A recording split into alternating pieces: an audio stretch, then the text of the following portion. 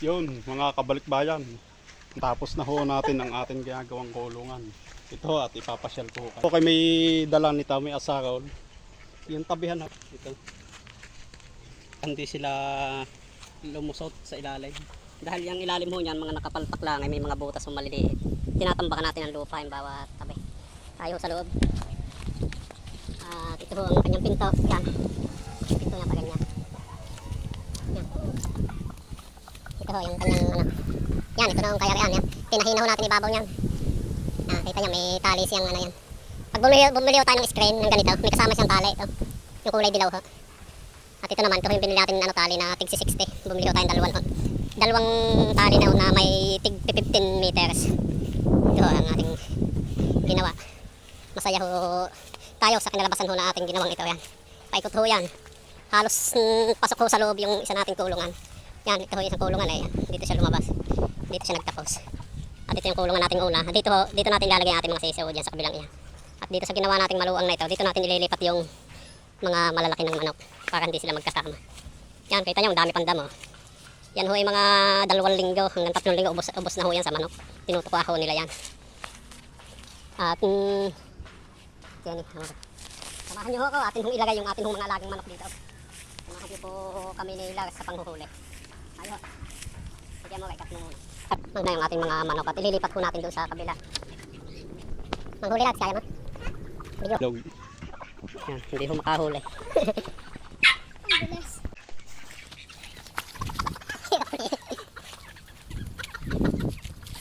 Huwag mo stop yan muna yan. Diyan ang silaw yan. Hindi ho makahuli dito ka nakatakbo yan. Tutukan mga lahat. Yan. Stop mo na. Stop mo.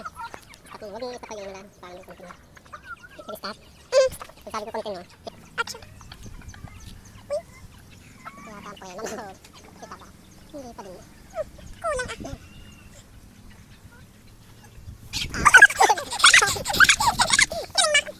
Ayos na tayo. Huli na kami sa stop.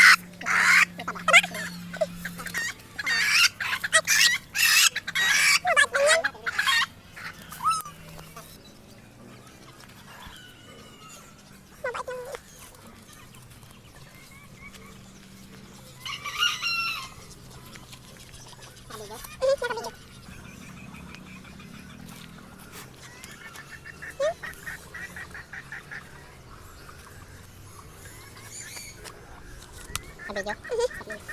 Maliit ang paa. Sobrang liit. Habulin ko na.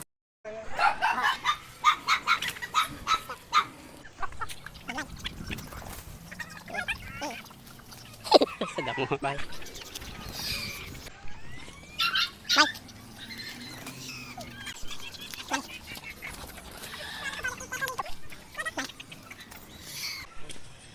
Yan.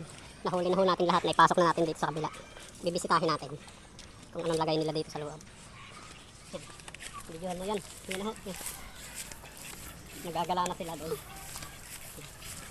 Ngayon, gagawa pa ho tayo dito sa bandang ito ng bahay nila. Hapunan yan. Videohan mo. Yan na, doon ho silang lahat. Yan. Ngayon ho, samahan nyo ako. Ililipat naman natin yung mga siso dito. So, hanggang pinag-alisan ho ng mga malalaking. Stop. So, ang ating mga sisiyo, kukunin natin ito. Hindi lang ho yan, madami yan. May kukunin pa tayo dun kasama ng mga 45 days. Para sila yung makalaya ng malawak ng kanilang gagalawan. Yan. Kukunin natin ngayon yung malalaki. Ano ba natin ba ang talpas? Kunin natin mga nasa loob nito. Yan, ang dami ho yan. So, tingnan nyo yung aming 45 days. Ang lalaki na. Wala pang isang buwan ho yan. Sa 19 pa ho isang buwan yan. Pero ang lalaki na. Mga nasa 1 kilo na ho ito. Ang taba. Taba nga na. Sobra. Mahigit pa yata 1 kilo ito. Yan. Ang bilis ulo. Kukunin natin yan. Yan kukunin natin yung mga Tagalog. Okay? Stop. Pagkalagay, stop yun. Stop. Okay na.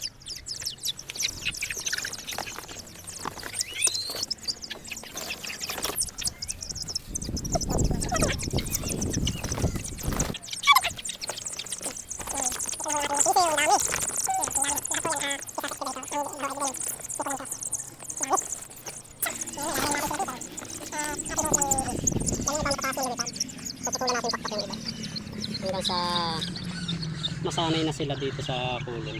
Kahit pinuputulan ko yung ganito para hindi sila nakakalipad sa taas, nakakaalpas. Pero yung ganito naman ho, pag nasanay na sila na nandito sa loob, kahit tumubo na yung pakpak nila, hindi na sila naalis dito, hindi na sila natawid. At ito atin ang alpasan isa-isa.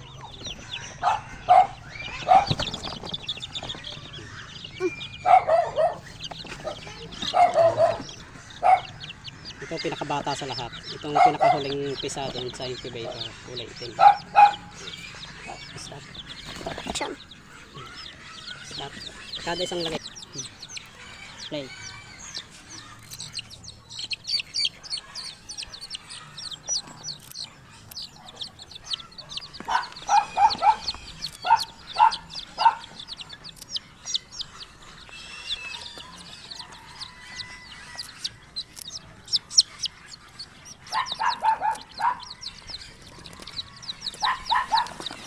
Nakastop yan. Play.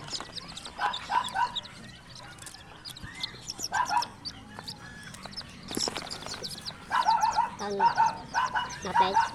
Tingnan nyo sila, tuwan-tuwa sila, nakalaya.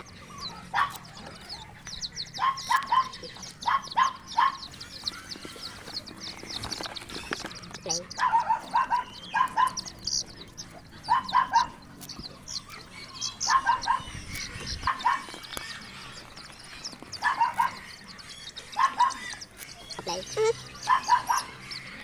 White.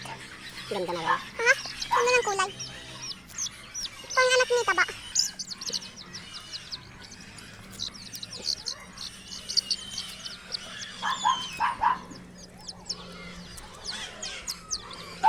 At ito ho ang last. Itong pinakalas. Yan, hindi ganyan. Layang-laya na sila. Ngayon. Maghihintay na lang uli ho tayo ng... Maghihintay na lang ulit tayo nagpipisa doon sa incubator at siya uli ikukulong naman natin dito para palakasin.